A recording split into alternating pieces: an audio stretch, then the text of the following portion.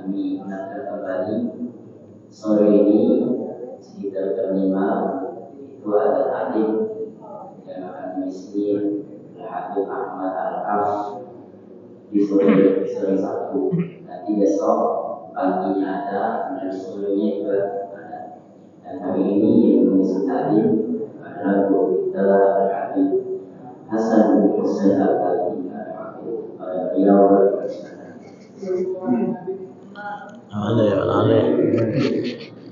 Bismillahirrahmanirrahim. Alhamdulillah wassalatu wassalam ala Rasulillah Sayyidina Muhammad ibn Abdullah wa ala alihi wa sahbihi wa man wala. La hawla wa la quwwata illa billah. Subhanaka la ilma lana illa ma 'allamtana innaka antal alimul hakim. Rabbi shrah li sadri wa yassir li amri wahlul 'uqdatam min lisani yafqahu qawli wasaddid lisani wahdi qalbi bijahin nabiyyi wa alihi wa sahbihi. Allahumma anina bil ilmi wa zayyina bil hilmi wa akrimna bit taqwa wa jamilna bil afiyah. Allahumma alimna ma yanfa'una wanfa'na bima 'allamtana wa zidna ilman wa amalan wa fiqhan bi rahmatika wa judika ya arhamar rahimin. Ma'asyiral hadirin wal hadirat yang dirahmati oleh Allah, alhamdulillah atas segala nikmat yang Allah karuniakan kepada kita sehingga kita masih bisa menjalankan ibadat puasa di hari yang ke-19. Mudah-mudahan Allah Ta'ala berkenan menerima semua ibadat yang kita kerjakan selama 19 hari ini, dan mudah-mudahan Allah Ta'ala sempurnakan puasa kita pada tahun ini sampai akhir Ramadan, dan tidak kita keluar dari Ramadan kecuali kita mendapatkan perubahan pada diri kita. Amin ya rabbal alamin. Salawat dan salam tak lupa kita hadiahkan kepada Nabi besar Muhammad sallallahu alaihi wasallam serta keluarga, sahabat dan pengikut setia beliau sampai akhir zaman. Mudah-mudahan kita semua kelak akan mendapatkan syafaat dari Rasul sallallahu alaihi wasallam pada hari kiamat nanti. Amin ya rabbal alamin. Hadirin yang dirahmati oleh Allah al-hadirat, di dalam Al-Qur'an Allah Ta'ala berfirman, wasari'u ila maghfiratin min rabbikum wa jannatin 'arduhas samawati wal ard u'iddat lil muttaqin, yang artinya, dan bersegeralah kalian menuju ampunan Allah dan menuju surga Allah Ta'ala yang luasnya itu seluas langit dan bumi, yang Allah persiapkan surga itu bagi orang-orang yang bertakwa. Dalam ayat ini Allah Ta'ala memerintahkan kita untuk bersegera menuju dan meraih ampunan Allah. Setiap kali ada kesempatan yang bisa membuat kita dapat ampunan Allah, jangan kita tunda. Allah nyuruh kita untuk bersegera. Kenapa disuruh bersegera? Takut kita melewatkannya sehingga kesempatan untuk dapat ampunan itu tidak kita raih. Di bulan Ramadan ini ampunan Allah banyaknya luar biasa. Nabi sallallahu alaihi wasallam menyatakan, man shoma Ramadan imanan wa ihtisaban ghufira lahu ma taqaddama min dhanbihi wa ma ta'akhkhar. Wa man qama Ramadan imanan wa ihtisaban ghufira lahu ma taqaddama min dhanbihi wa ma ta'akhkhar. Wa man qama lailatal qadri imanan wa ihtisaban ghufira lahu ma taqaddama min dhanbihi wa ma ta'akhkhar. Jangan sampai kesempatan untuk dapat ampunan di bulan Ramadan ini tidak kita raih, mulai dengan ibadah puasa kita, tarawih kita, atau qiyamnya kita di 10 terakhir Ramadan untuk meraih Lailatul Qadar. Mudah-mudahan Allah Ta'ala tidak haramkan kita dari ampunan-ampunan tersebut. Amin ya rabbal alamin. Wasari'u ila maghfiratin min rabbikum, dan bersegeralah kalian menuju ampunan Allah Subhanahu wa Ta'ala. Wa jannatin, dan Allah Ta'ala dalam ayat ini juga memerintahkan kita untuk bersegera melakukan amalan-amalan yang bisa membuat kita ini masuk surga. Jadi kalau kita tahu ada amalan yang kalau kita gawikan masuk surga, gawilah, kerjakanlah, jangan ditunda-tunda, agak pacak. Takut kalau kita nunda-nunda, akhirnya kesempatan itu hilang dan tidak datang untuk yang kedua kalinya. Wa jannatin arduhas samawati wal ard, dan bersegera menuju surga yang luasnya itu seluas langit dan bumi. Dalam ayat ini Allah menyebutkan tentang luas surga, yang kata Allah seluas langit dan bumi. Kalau seandainya Allah Ta'ala ngabarkan kepada kita bahwa luas surga itu seluas bumi, sudah luas, sudah cukup luas. Kalau surga itu seluas bumi, karena kita tahu permukaan bumi ini yang 2/3-nya lautan. Kalau seandainya dijadikan daratan galau, tempat yang layak bagi orang-orang yang bertakwa, yaitu surga, sudah luas. Mana kalau Allah nyifat di surga itu seluas langit dan seluas bumi. Jadi ma'asyiral hadirin, sungguh mengherankan kalau ada orang takut masuk surga rami-rami, sehingga dia mengklaim surga itu cuma untuk kelompoknya. Selain kelompok mereka tuh caknya katik yang pantas masuk surga. Surga itu luas, jangan dibatasi untuk kalangan tertentu baik. Makanya ma'asyiral hadirin, misi Nabi Muhammad itu cak mano sebanyak mungkin manusia itu pacak masuk surga. Itu misi Nabi. Sebanyak mungkin wong itu kalau pacak diajak dan ditarik masuk surga, bukan dilempar dikeluarkan dari surga. Kalau iblis misinya mana sebanyak mungkin wong itu tidak ke surga, biar dia ada rewang di neraka tu.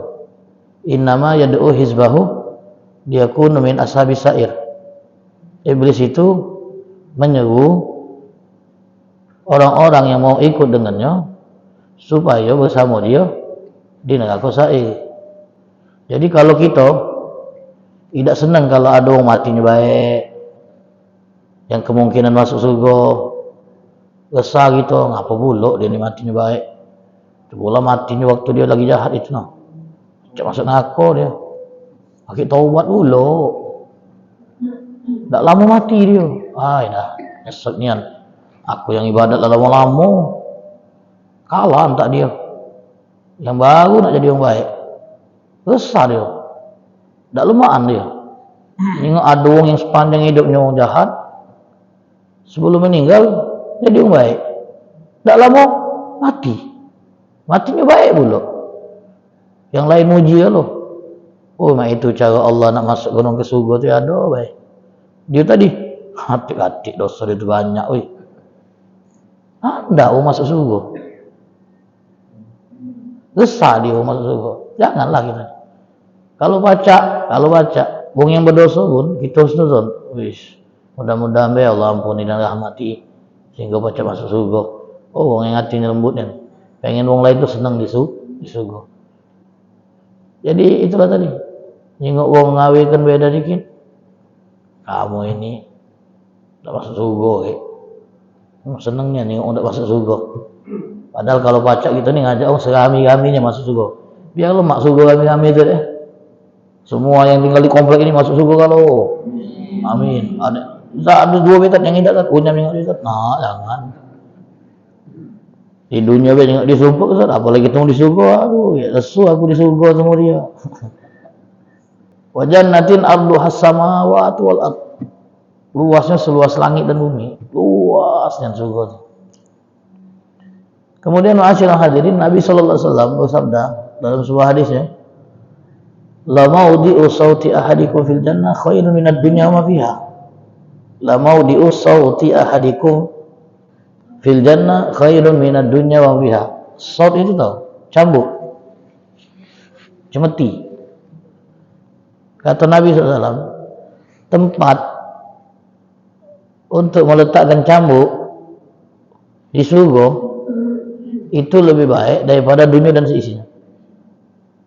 Seberapa besar lahan yang dibutuhkan untuk naruh cambuk tu?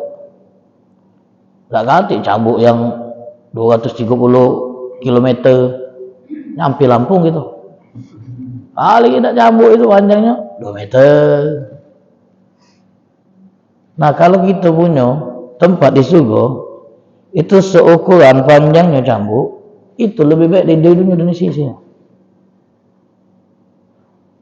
Itu cuma untuk menggambarkan beda kati ulis juga dapat lahan sama itu dak kati. Untuk menggambarkan beda saking berharganya aset di surga itu, Pak. Sehingga lahan sepanjang tempat untuk naruh cambuk lebih baik dari dunia dan seisinya.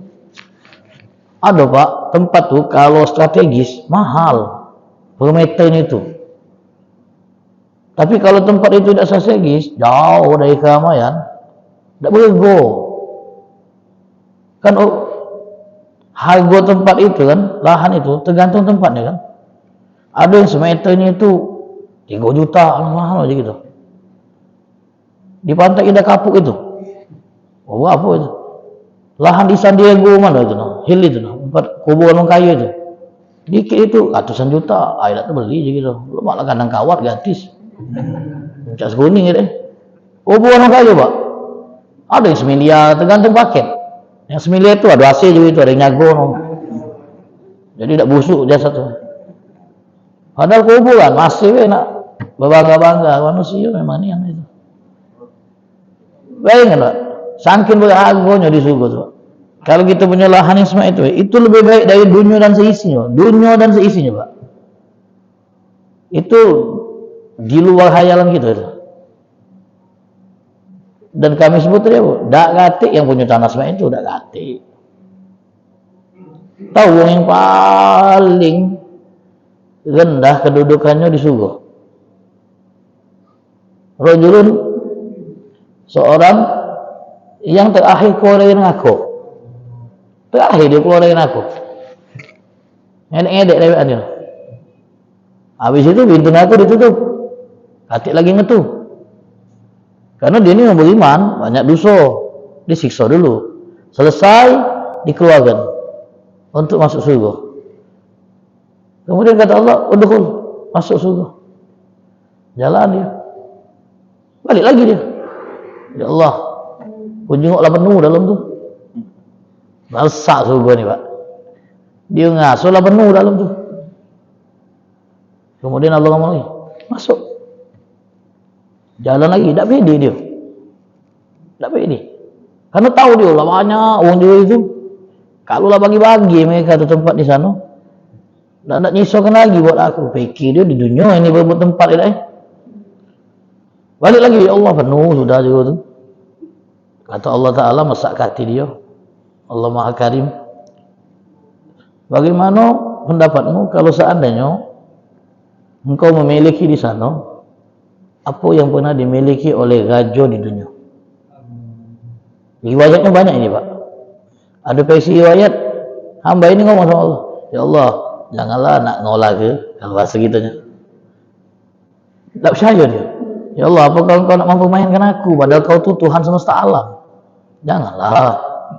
Kata Allah. Nabi pas nak hampir kali ini ketawa Nabi. Dengan rombongan orang itu tu. Ketawa Nabi.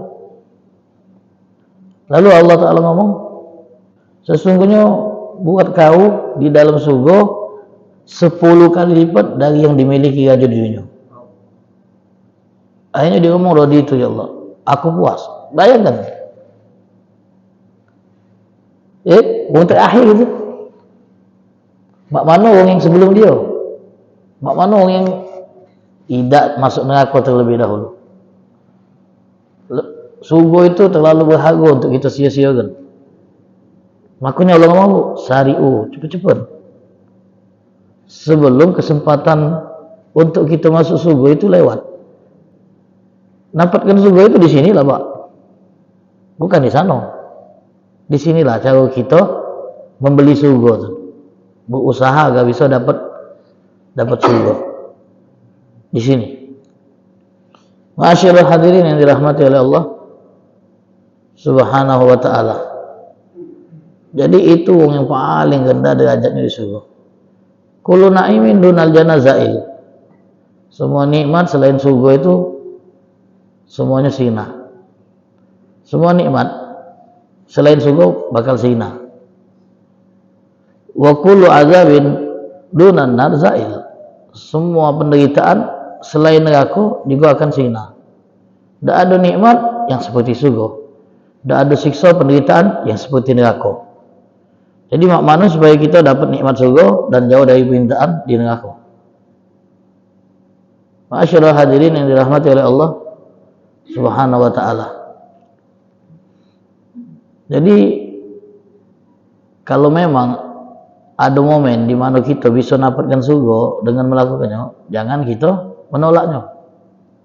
Mungkin kita masih ingat cerita tentang sahabat Nabi yang bernama Abu Dahdah radhiyallahu anhu, yang dia jadi penengah antara dua orang yang ribut masalah satu pohon kurma kan. Jadi dalam riwayat banyak versinya, ada sahabat ngadu sama Nabi bahwasanya dia ini lagi muat pagar buat kebunnya, tapi terhalang oleh satu pohon kurma milik si fulan.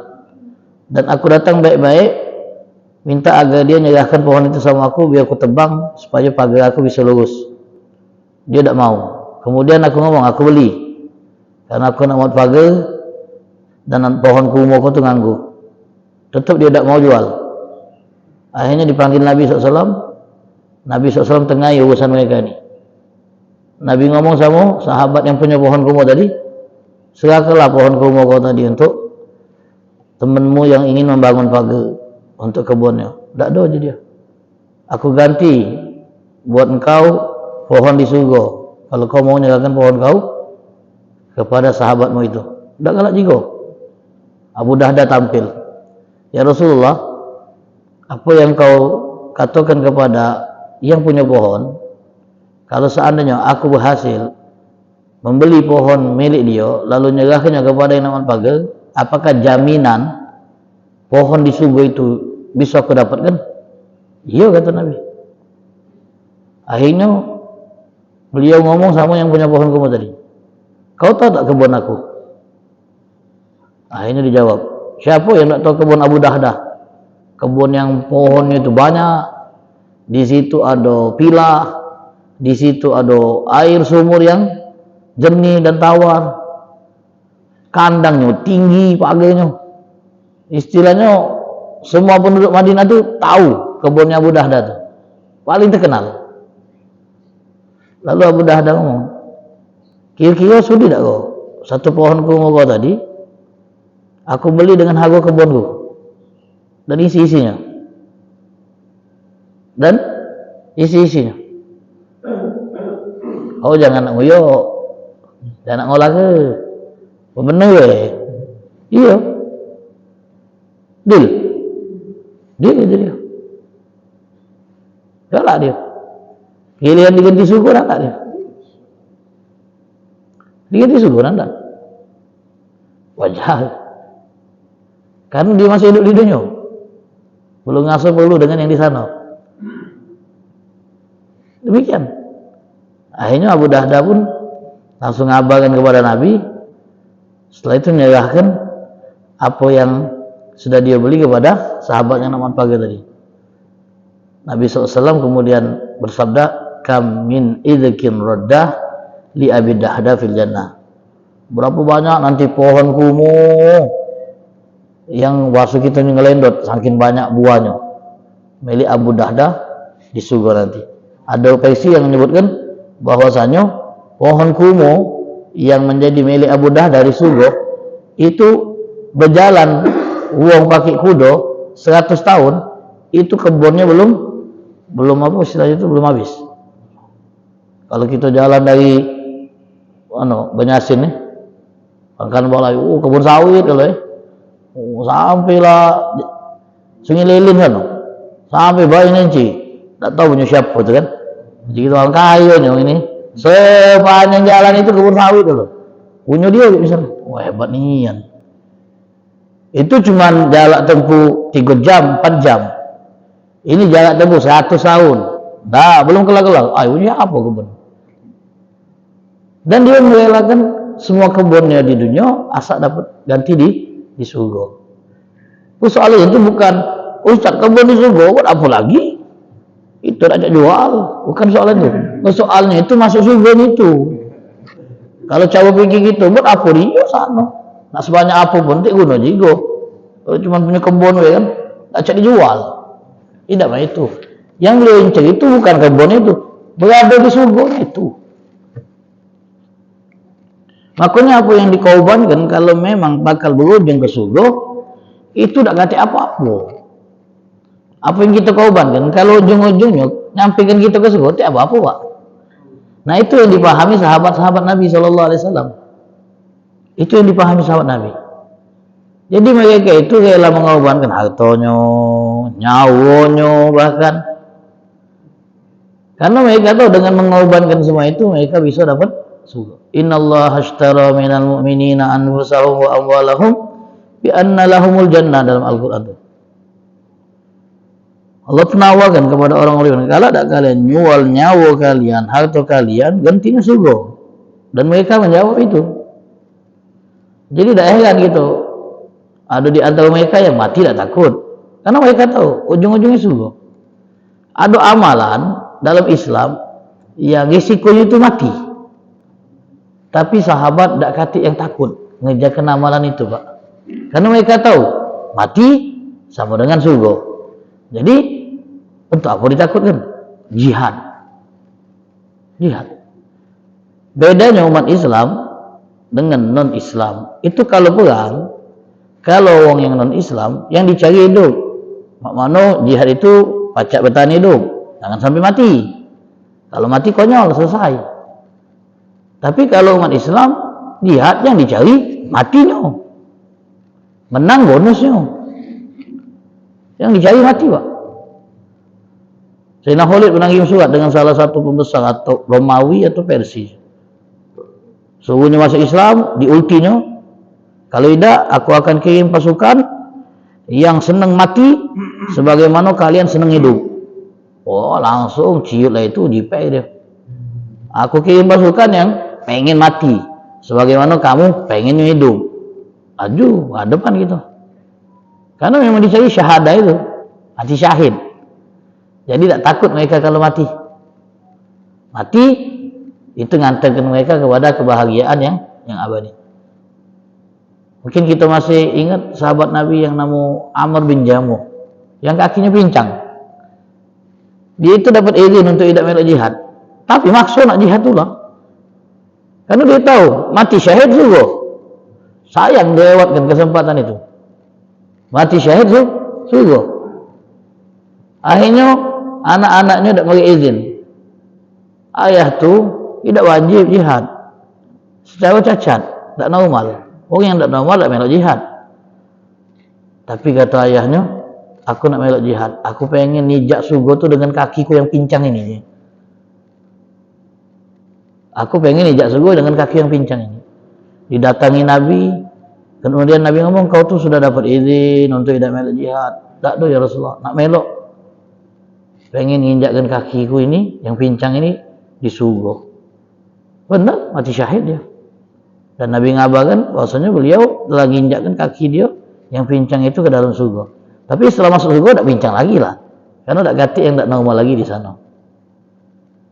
Itu, berani ngorbankan. Kalau Abu Dahda ngorbankan harta, kalau Amr bin Jamuh ngorbankan nyawa, dan banyak lagi sahabat-sahabat Nabi.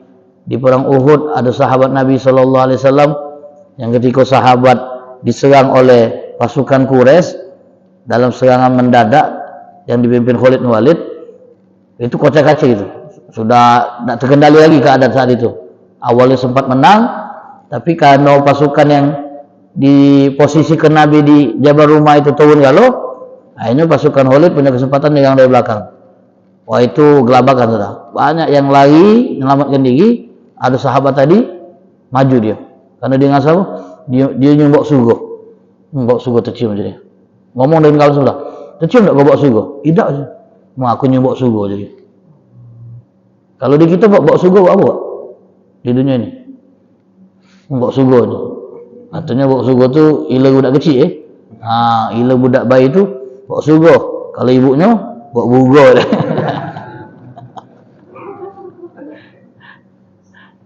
Jadi karena budak kecil tak mampu budak-budak yang masih nyusu asi tak mampu. Kalau memang makan, mampu lah itu. Jadi dia nyumbok surga. Dia lagi ngunyah aku mau isi ini gitu. Tapi setelah nengok pasukan muslimin ada yang lari, karena tadi serangan mendadak tadi. Dibuangnya kumur tadi. Aku nyumbak suruh, maju ke depan dia. Yang lain mundur, dia maju. Meninggal dia. Syahid. Luar biasa. Jadi seperti itu sahabat-sahabat Nabi SAW. Kalau untuk surga, apapun mereka kau korbankan. Jadi ma'asyiral hadirin wal hadirat yang dirahmati oleh Allah, Nabi SAW dalam sebuah riwayat pernah bersabda, ala hal musyamirun lil jannah, kata Nabi. Ngomong sama sahabat lagi kumpul, kita membayangkan be. Ala hal musyamirun lil jannah. Ketahuilah adakah yang semangat untuk surga? Nabi ngomong, ada tak yang semangat untuk surga? Sama sahabat-sahabat lagi kumpul. Sebelum Nabi dengar jawaban dari sahabat, beliau jelaskan dulu surga itu di antara kenikmatan yang di surga itu, Pak. Apa kata Nabi? Fa innal jannah la khatara laha. Surga itu, kata Nabi, tidak bisa kita bayangkan seperti apa surga itu, di luar imajinasi itu, Pak. Mungkin kita dengar gambarannya, tapi yang digambarkan itu tidak seperti yang kita imajinasikan. Hiya wa rabbil Ka'bah, kata Nabi. Surga itu demi Allah. Nurun yatala'la, cahaya terangnya. Pak, Bu, yang dirahmati oleh Allah, kita kalau masuk ruangan, lightingnya indah, lemah, sedap Masuk masjid, Pak, pencahayaannya bagus. Sudut-sudutnya terang, lemah, nyaman tentu. Masuk masjid, gedung, gelap-gelap. Apa uji kita tuh? Kalau gedung-gedung itu, tidak lemah, masuk tidak lemah. Ini apa sih? Gelap nih. Ada beberapa masjid yang kalau kita masuk, suasana itu gedung-gedung itu, lampunya itu tidak boleh terang. Apa hemat biaya, udah ganti juga gitu. Atau mungkin salah beli bola lampunya. Jadi kita masuk tuh, ya memang masjidnya besar, tapi tadi kalau kurang pencahayaan, tidak lemah, masuk di ruangannya gedung. Kalau terang nih, masuk lebih lemak gitu. Tidak lemah, Pak, masuknya. Padahal itu masjid. Kami pernah masuk ke masjid sebelum direhab oleh pengurus baru. Geduknya aja gitu. Apa sih lah gitu. Seru jadi kesannya agak seru masuk masjid itu. Tidak lemah. Akhirnya dirombak pengurus baru, dienoknya, lampunya digede terang, alangkah lemak Cindo nih Bagian luar dicahayai juga, alangkah lemaknya. Sedap jadi. Surga itu terang, katik sudut yang gelap-gelap. Masuknya begitu, waduh, sudah. Nurun yatala'la, cahaya yang berkilauan di sana sini. Wa raihanatun tahtas, bau harum yang semerbak. Bau harum. Kita masuk ruangan bau harum tuh, langsung tenang deh. Lagi stres, lagi runyam dan pikirannya tiba-tiba masuk ke ruangan, dia bau harum langsung. Langsung tenang, Pak, pikiran, Pak. Masuk bilik pengantin itu paling lemah, Pak. Kenapa harum? Harum. Karena harum juga. Jadi kita kalau ada pengantin, kadang-kadang orang kipu-kipu masuk bilik pengantin, melok nguling di situ, lemahnya, Tapi sehari dua hari, habisnya hilang. Sebenarnya pacak, kita muat suasana kamar tu, kamar pengantin lagi, ya tinggal di set, Pak. Siwo ada lemek kasur yang ada manik-maniknya deh. Iya sih, dengan bunga melati, taruh pohon bunga apa itu? 1000 malam itu sedap, masuk situ. Bakal ganggu, Pak. Masuk, Pak, gitu, Pak. Tak tahu gitu. Istri ngejutkan kita dengan surprise ada masuk kamar. Ini ada kendak aja kita ini. Masuk rumah, Pak, bawa ganggu. Sedap. Jadi kami dulu pernah cerita dikit di pondok kami Ruban, ada tamu dari Jakarta, ceramahnya acara. Akhirnya beliau ngisi di luar pula setelah acara di pondok, nginep di pondok. Ini di pondok ngisi acara di Masjid Agung kalau tidak salah. Kita nyago di tempat beliau nginep di pondok tuh, di sikok rumah. Pengen kita nih kejutan kan. Maka gahu gitu. Gahu kerucut itu Kalau beliau pun masuk nyoba uang itu senang langsung kan, itu kan pengen gitu kan. Gitu masuk uangan bawa uangnya langsung senang, Pak. Jadi kita bakal gahu kerucut. Ini wadahnya itu pakai piring plastik. Nah itu yang celakanya. Itu belum ngerti nian, masih bocah gitu. Pengen buat kejutan, kejutnya nah gitu. Pakai mangkok plastik itu, no, cukup mangkok cukup putih itu, no, Garuda itu. Taruhlah tengah rumah. Kata kawan, jangan tengah rumah. Delik 40 tidur, no. Oh iya, bagus juga ide ini. Taruhlah, bawa ranjang tahu Pak. Jangan bawa ranjang, bukan obat nyamuk. Di mana jadi? Ucuk lihap. Nah, kau lantaknya. Ini tahu ucuk lihap. Wadahnya plastik. Dah betul gitu. Kalau pas balik kan lah wangi bilik itu kan. Tertidur kalau Pak kan Pak. Saking ngantuknya loh tidur. Beliau balik agak lalu memang. Pas buka pintu, nengok kita terkapar bertiga sama kawan. Termasuklah kami itu. Tak baju mulu saat itu panas. Nah, pendekar capek aja habis itu. Tidur itu. Pas dia buka bilik ngebul langsung. Ngebul langsung. Lihap tu terbakar. Ngebul. Oh itu. Kena marah kami habis tadi. Malu beliau, Abuya malu. Kenapa bisa ini dia tu? Iya, kami tadi makan gahu. Emang nak ngadu ke mulut tapi makan gahu jadi. Akhirnya tidur di hotel beliau. Nah, ada faedahnya juga tidak boleh. Pengen surprise kan? Makan gahu salah set tapi. Subuh tu halu sedap itu Pak. Waraihanatun tahtas wa qasrul masyid, istananya megah tinggi-tinggi. Pun nanya istana Sultan Hasan Al-Bolkiah. Belum sama baik, belum juga ada. Pernah nengok istana Raja Salman, Raja Saudi, belum juga kan? Yang pernah umroh, pernah diajak rutenya ke kerajaan. Paling kita pada nengok kandangnya mana kalau lewat rumahnya jauh besar nih. Qasrun masyid, istana yang tinggi, mewah di surga tapi, ya di surga. Kemudian macam hadirin wa hadirat, wa fakihatun katsiratun nadijatun. Buah-buahan di sana banyak dan matang kalau. Katik mentah dulu. Katik yang busuk. Jadi pengen makan buah apa tuh? Namanya sama, rasanya beda. Wa utubihi mutasyabihat. Apel, ya apel. Rasanya tidak seperti apel dunia. Duku, tapi tidak cak duku dunia. Atau gigit bijinya pahit. Nah, katik di sana. Durian. Tampil, gatik durinya. Jadi gondoli. Dia ada nganggu, sakit itu nyekelnya. Katik sakit, katik penderita lagi. Lemak galau. Wahulalun. Itu pakai sutra. Di dunia haram, lanang pakai sutra. Di surga halal. Warna hijau dulu. Makan buah di surga. Itu luar biasa. Nah, yang lebih hebatnya fi muqamin abadi di sana tuh, itu yang lemah. Abadi itu. Makanya kan kita pernah bahas. Nabi Adam itu karena sudah betah kerasan di surga, ya kita kalau sudah betah di satu tempat takut meninggalkan tempat itu Pak. Takut. Apalagi kalau ada himbauan dah. 2 hari lagi kau harus tinggal. Oh, tak lemak dah. Rasanya pengen masih nikmat di fasilitas itu Pak. Belumlah nak balik. Masih pengen lama di situ.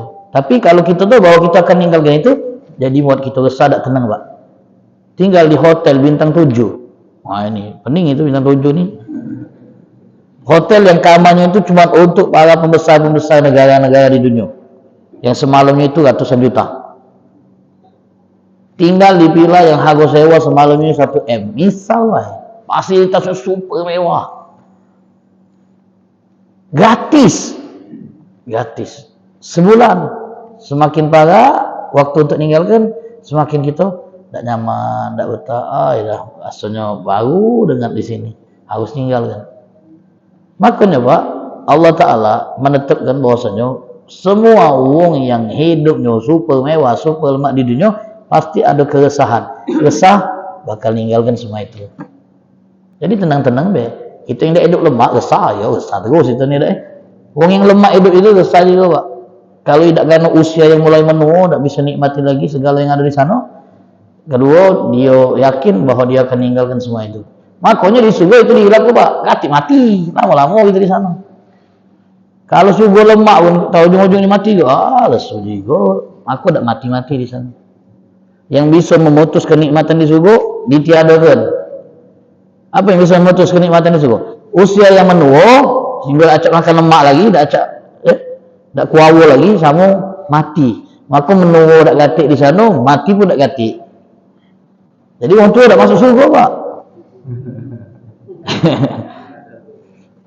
Karena dibalikkan mudah lagi di sana. Tidak gitu masuk surga dengan tampilan inilah, tidak. Agak bidadari tak sih gitu Wa zaujatun hasna jamilah. Pasangan-pasangan yang cantik jelita. Untuk lanang, ibu-ibu tes nuntut kawin ni apa? Nah, tenang be. Tak katik yang dewean di sana. Pasti ada gewang kalau. Kalau perempuan-perempuan di dunia yang tak katik pasangan mungkin ya Allah Ta'ala akan pilihkan pasangan dari laki-laki di dunia yang masuk surga juga. Tinggal yang mana yang dia inginkan. Jadi seperti itu. Lemak kalau tak gatik ya tak lemak. Tak gatik tak lemak. Selama-lamanya. Tanpa putus. Abadi. Makanya tak gatik yang sia-sia dalam upaya ngejar surga. Nabi ngomong sama sahabat kan? Ada tak yang semangat nak ngejar surga? Dijawab sahabat apa? Nahnu syamirun ya Rasulullah. Kami semangat nak ngejar surga ya Rasulullah. Kata Nabi, qulu insyaallah. Insyaallah. Mudah-mudahan kita termasuk yang semangat ngejar surga. Wong yang semangat ngejar surga itu benar-benar.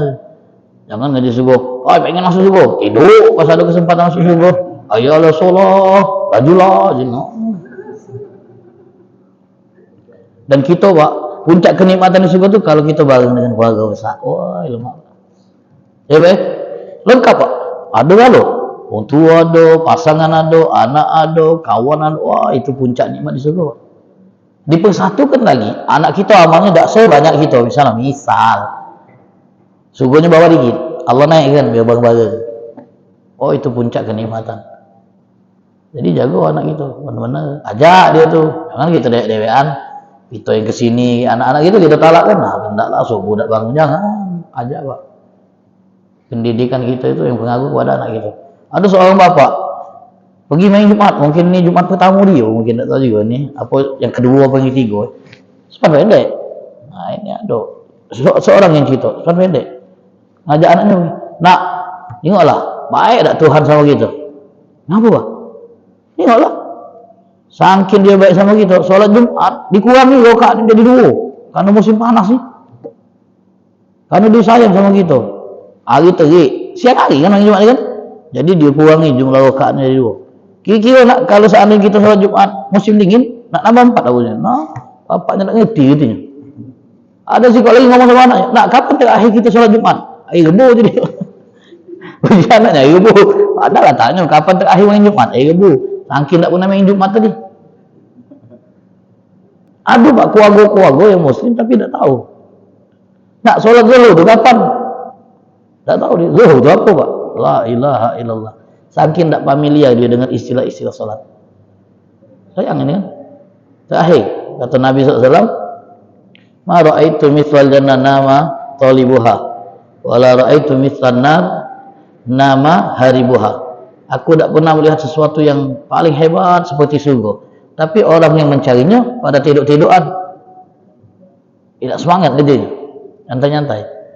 Laisa bi amaniikum wala amani ahli kitab. Surga itu bukan dihayalkan, bukan diandai-andaikan. Bukan. Diupayakan. Dibeli dengan harta kita. Dengan waktu kita.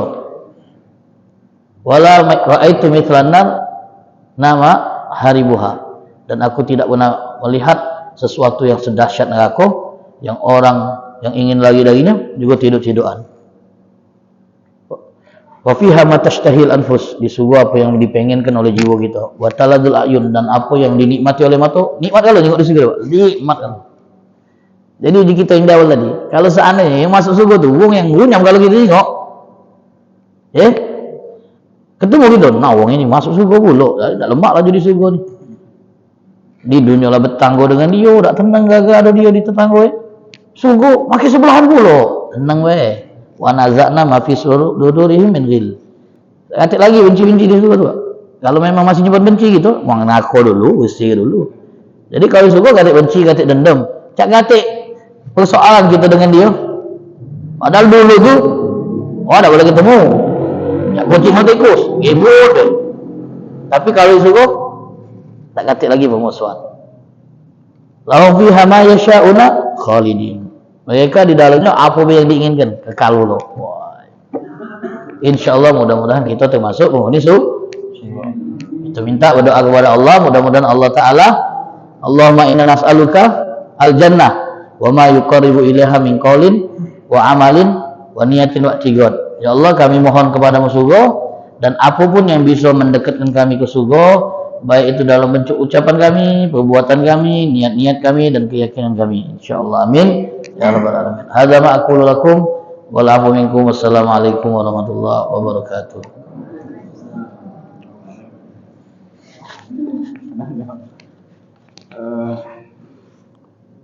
Kita mungkin mendapat banyak refleksi tentang surga itu. Saya yakin itu. Tapi kadang-kadang kenikmatan dunia ini menjadikan kita tidak yakin gitu. Dengan nikmat dunia. Kadang-kala hati kita ini dikalahkan dengan dunia. Ada tips lah kira-kira agar apapun nikmat di dunia ini itu kalah dengan keinginan kita. Tidak, sebenarnya memang kadang-kadang ada perasaan yang membuat kita ini agak meragukan. Surga itu benarnya apa tidak dengan apa yang selama ini kita dengar. Ada itu yang membuat itu bimbang dengan hakikat surga itu. Jadi untuk menghilangkan kebimbangan itu, masyaallah hadirin yang dirahmati oleh Allah SWT, apalagi kalau kita sudah termasuk orang yang hidup mapan, yang ngaso iming-iming surga tuh tidak membuat kita menarik lagi, tidak membuat kita tertarik. Jadi perlu kita melihat wong-wong yang keyakinannya dengan surga itu bisa menguatkan keyakinan kita juga. Mendengarkan pernyataan mereka, mendengarkan keluh kesah mereka, itu akan menguatkan kita juga kepercayaan kita dengan surga. Jadi itu yang seperti kita sebut tadi. Kadang-kadang karena kita ngasuh hidup kita sudah baik-baik, ngasuh tidak tertarik lagi nak dapatkan surga. Nah, dengan cara kita melihat kehidupan orang yang menderita, kemudian yakin yang dia dengan surga itu, yakin yang dia. Jadi apa yang kami alami ini, semuanya ujian dari Allah. Mudah-mudahan Allah balas kami dengan surga. Bahkan mereka tuh tidak memastikan mengklaim bahwa mereka tuh pasti masuk surga, tapi tetap berharap dengan kondisi mereka yang susah itu, kita mengatakan mudah-mudahan masuk. Itu menguatkan kita, Pak. Menguatkan kita. Jadi banyak dengar wong-wong yang kalau bicara dengan surga itu, tentang surga itu bicara dengan penuh keyakinan. Nah, itu yang akan menguatkan kita dengan keyakinan kita terhadap surga. Tapi kalau seandainya kita mayangkan surga, kemudian bandingkan dengan keadaan kita yang lagi mapan, ya takut kita ragu. Takut kita ragu. Jadi seperti itu. Jadi banyak dengar wong yang kalau ngomong tentang surga itu yakin, ya, dan itu bisa nambahkan keimanan kita terhadap surga. Itu ya. Iya, kadang perasaan itu hadir, be. Ayo nih anak, aduh nih anak baik itu tuh. Nah, dengan dengar wong yang kalau ngomong tentang surga sangat begitu meyakinkan, itu akan nambah keyakinan kita juga.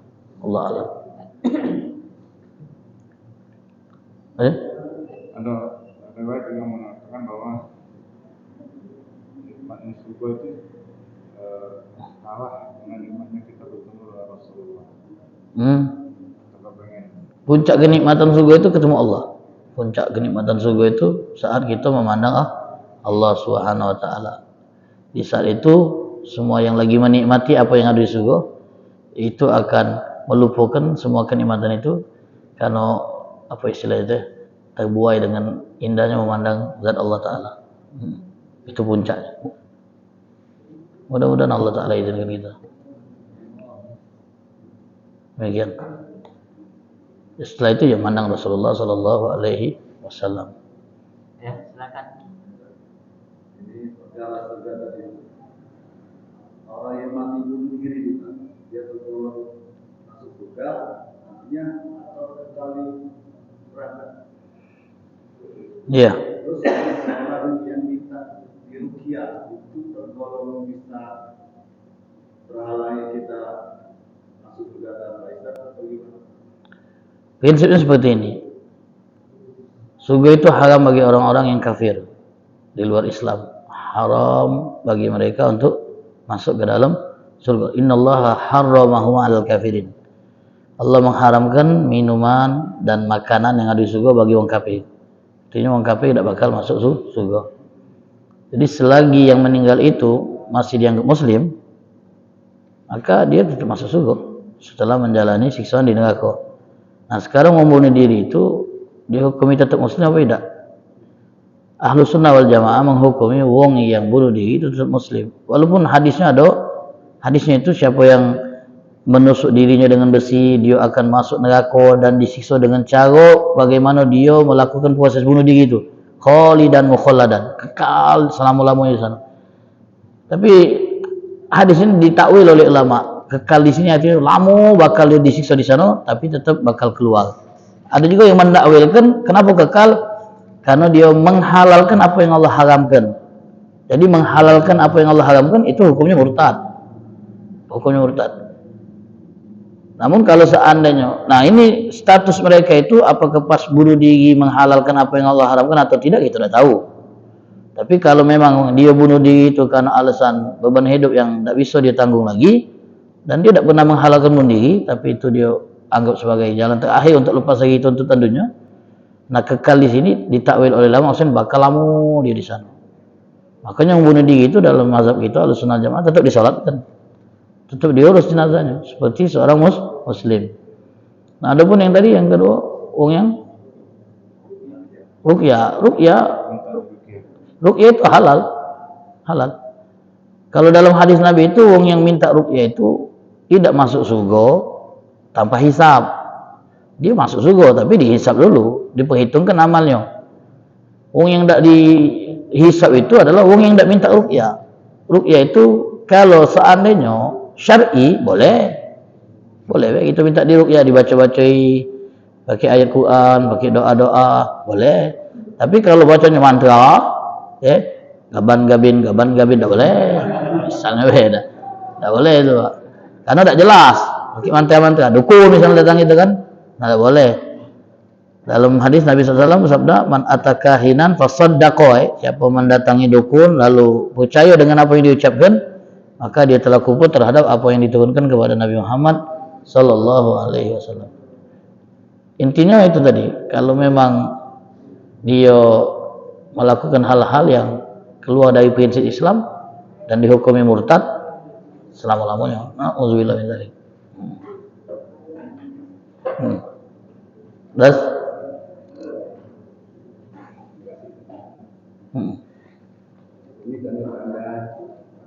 kiamat.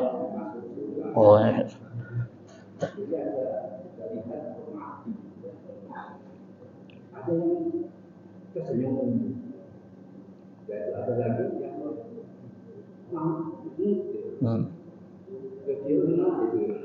Mungkin yang mati senyum kan mati utang dia, Pak. Begini.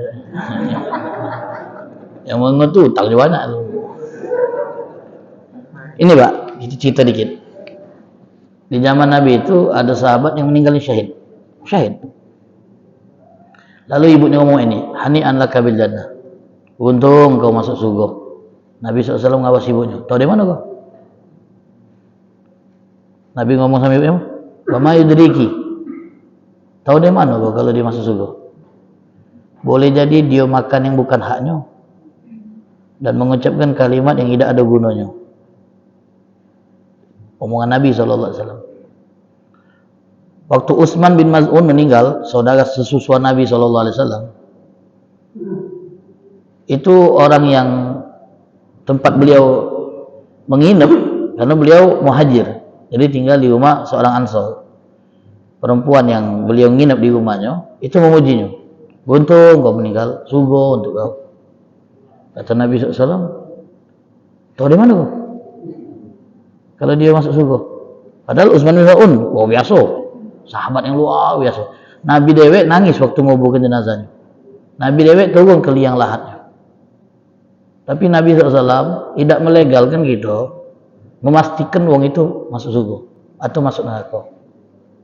Kalau berharap boleh Pak, mudah-mudahan ini masuk surga kau tidak boleh. Nabi yang pacak kan boleh info memang dia masuk surga, tapi Nabi ngomong tahu dari mana kau berani mengklaim kalau dia masuk surga? Mati syahid. Yang kedua Utsman matinya baik, wong tersayang Nabi SAW ditegur oleh Nabi. Nah ini ngajarkan kepada kita, iya boleh kita husnuzon.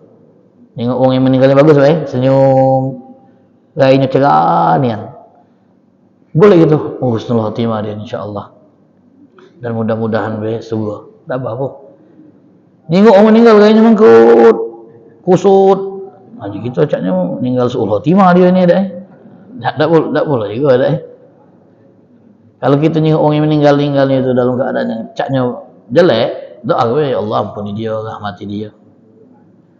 Jangan kita puas, nah kau mati mak ini kau lantak kau.